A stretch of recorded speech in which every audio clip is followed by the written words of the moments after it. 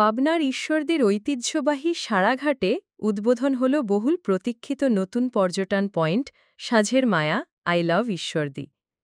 রবিবার পড়ন্ত বিকেলে পদ্মা নদীর মনোরম তীরে আনুষ্ঠানিকভাবে শুভ উদ্বোধন করেন ঈশ্বরদী উপজেলা নির্বাহী কর্মকর্তা ও সদ্য পদোন্নতিপ্রাপ্ত অতিরিক্ত জেলা প্রশাসক সুবীর কুমার দাস। উদ্বোধনের সময় পদ্মার বুকে সোনালি আভায় ভেসে থাকা মনোমুগ্ধকর পরিবেশে সাঁঝের মায়া ঈশ্বরদীবাসীর কাছে নতুন পর্যটন আকর্ষণ হয়ে ওঠে। স্থানীয়রা আশা প্রকাশ করেন এই স্থাপনা ঈশ্বরদীর ঐতিহ্য, সংস্কৃতি ও প্রাকৃতিক সৌন্দর্য দেশ-বিদেশে পরিচিত করতে গুরুত্বপূর্ণ ভূমিকা রাখবে। এটি পর্যটন ও বিনোদন প্রেমীদের জন্য একটি ব্যতিক্রমী কেন্দ্র হয়ে উঠবে বলে তারা মনে করছেন।